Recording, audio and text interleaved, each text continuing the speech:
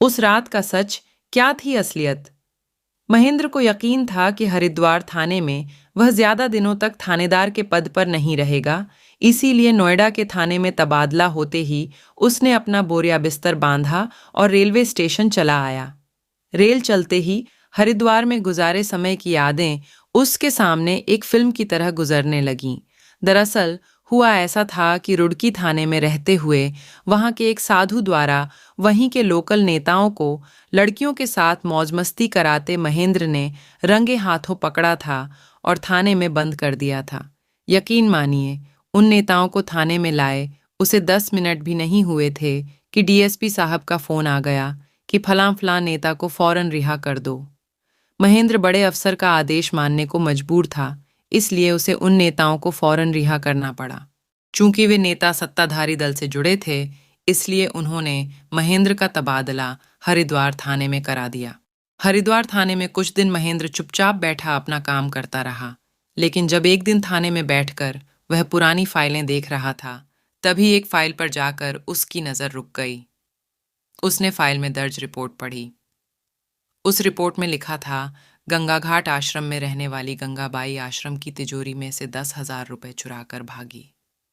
उसी फाइल के अगले पेज पर उस आश्रम के महंत और उसके एक शिष्य का बयान था।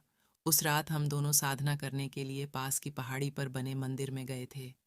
चूंकि इस बात की जानकारी गंगाबाई को थी, इसी बात का फायदा उठाकर उसने हमारे कमरे में से तिजोरी की चाबी चुराई और उसमें रखे 10,000 रुपए चुरा कर भाग गई।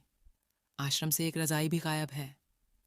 महेंद्र ने जब यह रिपोर्ट पढ़ी तो उसे इसमें कुछ गोलमाल लगा। उसने तभी सब इंस्पेक्टर राकेश को बुलाया और उससे पूछा, राकेश, गंगा घाट आश्रम में हुई चोरी की तहकीकात क्यों नहीं की गई? उसने जवाब दिया, सर, थानेदार साहब ने मुझसे कहा था कि आश्रम का महंत इस मामले की जांच की तहकीकात में मदद नहीं कर रहा है, इसलिए इसे ऐसे ही पड़ा रहने दो। तब से यह फाइल ऐसे ही पड़ी है। राकेश के जाने के बाद महेंद्र को लगा कि हो न हो इस मामले में कुछ राज जरूर है जो महंत छिपा रहा है। उसने तय किया कि इस मामले की तहकीकात वह खुद ही करेगा। इसके बाद महेंद्र ने आश्रम पर पैनी नजर रखनी शुरू कर दी। एक दिन शाम को महेंद्र गंगा घाट आश्रम के सामने वाले होटल में बैठा था। उसकी नज़र आश्रम के गेट पर थी। उसने देखा कि कुछ औरतें आश्रम के अंदर गई हैं और तकरीबन 1 घंटे बाद निकलीं। ये देखकर महेंद्र सोच में पड़ गया कि ये औरतें इतनी देर तक आश्रम में क्या कर रही थीं। जैसे ही वे औरतें आश्रम से बाहर निकलकर होटल के पास आईं, तभी महेंद्र ने उनमें से एक औरत से पूछा, बहन जी, क्या आश्रम में बहुत से मंदिर हैं जो दर्शन करने के लिए बहुत देर लगती है? वह औरत हंसी और बोली, भैया, आश्रम में तो एक भी मंदिर नहीं है। हम तो महंत जी के पास गई थीं। वे लाइलाज बीमारियों का इलाज भी मुफ्त में करते हैं। महेंद्र ने आगे पूछा, बहन जी, आप इन महंत जी के आश्रम में कब से आ रही हैं? वह औरत बोली, आज तो मैं दूसरी ही बार आई हूँ, लेकिन महंत जी कहते हैं कि तुम्हारी बीमारी गंभीर है, तुम्हें ठीक होने में 4-5 महीने तो लग ही जाएंगे। इतना कहकर वह औरत चली गई। एक दिन शाम को महेंद्र ने एक पुलिस वाले को उस आश्रम के बाहर बैठा दिया और उससे कहा, कोई औरत अंदर से बाहर आए तो उसे लेकर तुम मेरे पास आना। उस दिन रात के 8 बजे वह पुलिस वाला एक 30-32 साला औरत को लेकर महेंद्र के घर आया।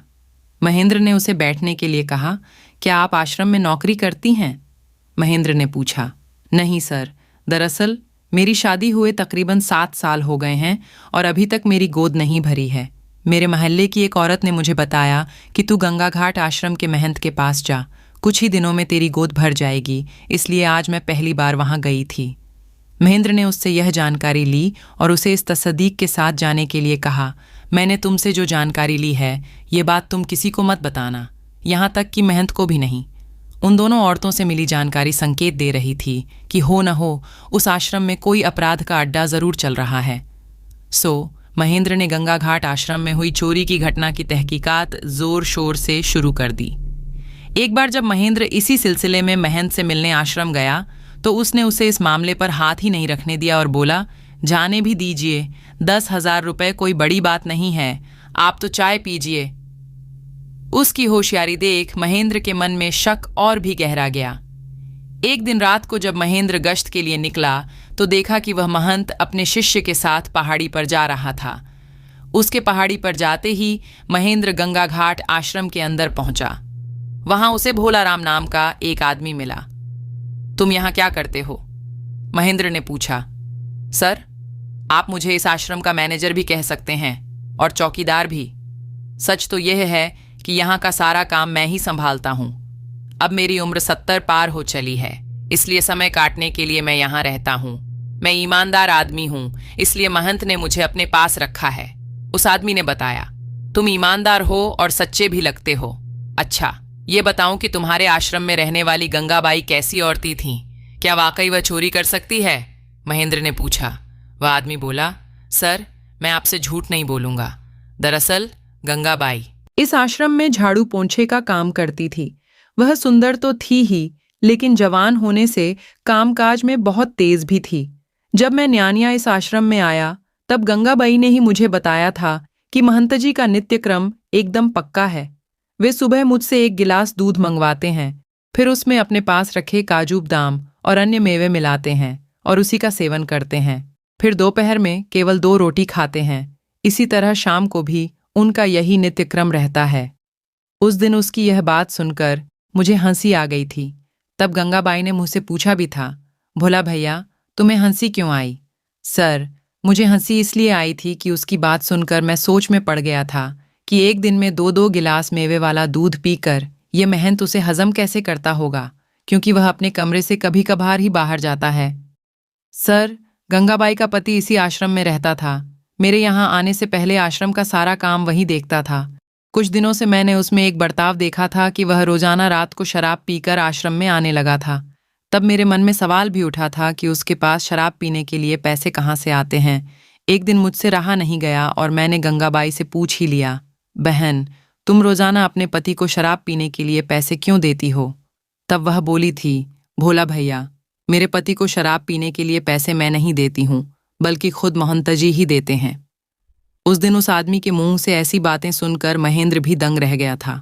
उस आदमी ने आगे बताया, एक दिन जब रात को गंगाबाई का पति शराब पीकर आया, तब महंत जी ने उसकी सरेआम पिटाई की और आश्रम के गेट से उसे बाहर धकेलते हुए कहा, तू रोजाना शराब पीकर आश्रम के नियमों को तोड़ता है।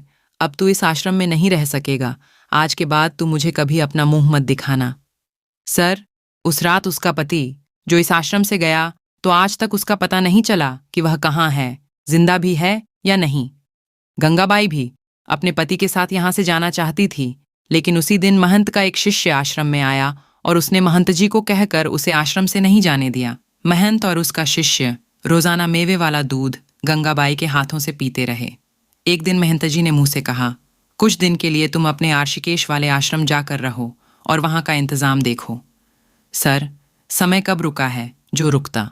मैं 1 महीने बाद दोबारा इस आश्रम में आ गया। एक दिन सुबह सुबह गंगाबाई दौड़ी दौड़ी अपने कमरे से बाहर निकली और बाथरूम में जाकर उलटियां करने लगी। जब उसकी इस हरकत पर महंत जी और उनके शिष्य की भी नजर पड़ी, तब शिष्य बोला, गुरुजी, कुछ गड़बड़ लगती है। गंगा सुबह से कई बार उलटियां कर चुकी है। मुझे लगता है कि वह पेट से हो गई है। शिष्य के मुंह से ऐसी बात सुनते ही महंत के माथे पर पसीना आ गया। वे बोले, जैसे जैसे इसका पेट बढ़ता जाएगा, अपने पाप का घड़ा लोगों के सामने आने लगेगा। फिर जो लोग हमें साधु सन्यासी मानकर पूजते हैं, वे ही हमारा मुंह काला करके हमें सरे बाजार घुमाएंगे। अगर इस मुसीबत को हमने जल्दी से नहीं निपटाया तो हम निपट जाएंगे। सर, उस रात का सच आपको बता रहा हूँ। वह अमावस की काली रात थी। जब रात को गंगाबाई उन्हें दूध देने उनके कमरे में गई, तभी उन्होंने उसके मुंह में कपड़ा ठूंसा, फिर गला दबाकर उसकी हत्या कर दी और आधी रात के बाद रात के अंधेरे में महंत के शिष्य ने उसकी लाश एक रजाई में लपेटी और उसे गंगा में बहा आया। उसके बाद उन दोनों ने तिजोरी से रुपए निकालकर उसे खुला छोड़ दिया, ताकि लगे कि यहाँ चोरी की वारदात हुई है। सर, उस रात हुई हत्या और चोरी के बहुत से सबूत मैंने अपने पास महफूज रखे हैं। मेरी भी यही इच्छा थी कि साधु के रूप में छिपे इन अपराधी भेड़ियों को मैं सलाखों के पीछे देखूं, लेकिन जब आपके पहले के थानेदार ने इस केस में दिलचस्पी नहीं दिखाई, इसलिए मैं उनके सामने इन सबूतों को नहीं लाया। अब मैं इस मामले से जुड़े सारे सबूत आपको सौंप दूंगा। अच्छा भोला भैया, ये बताओ कि यहाँ शाम ढलले रोजाना कुछ औरतें अपनी लाइलाज बीमारी के इलाज के लिए आती हैं, जो कुछ गोद भर जाने की चाह में। इसका क्या राज है? महेंद्र ने धीरे से पूछा। भोला बोला, सर, ये महंत और उसका शिष्य भोली भाली औरतों को उनकी लाइलाज बीमारी को मुफ्त में ठीक करने के बहाने यहाँ बुलाते हैं। तकरीबन 2 महीने तक जड़ी बूटियों के नाम पर पहाड़ी पर लगे पेड़ों की डालियों को पीसकर उन्हें दूध में पिलाया जाता है। और जब वे औरतें इस महंत पर पूरा विश्वास करने लगती हैं, तब बारी बारी से एक एक को दूध में नशे की गोलियां मिलाकर बेहोश किया जाता है और फिर ये उनके जिस्म के साथ अपनी हवस पूरी करते हैं। बेचारी इज्जत खो चुकी औरतें शर्म के मारे किसी को कुछ नहीं बताती और चुपचाप घर में बैठ जाती हैं। लेकिन आश्रम में गोद भरने ये औरतें किस आस पर आती हैं? महेंद्र ने भोला से पूछा। सर, ये महंत ऐसी हवा अपने बारे में फैलाता है कि गंगा घाट के आश्रम के महंत को सिद्धि प्राप्त हुई है और उनके आशीर्वाद से बांझ औरतों को भी बच्चे हो जाते हैं। हमारा ये महंत गोद भरने की चाह रखने वाली औरतों को रात को आश्रम में बुलाता है, उनको 2-4 बार पूजा पाठ और हवनों में बैठाता है, फिर एक फल हाथ में देकर उसके कान में धीरे से कहता है कि जब हम आदेश करें तब इसे अपने मुंह में रखना, देखना तुम्हारी गोद जल्दी ही भर जाएगी। फिर उस औरत को महंत के कमरे के पास वाले अंधियारे कमरे में जाने के लिए कहा जाता है।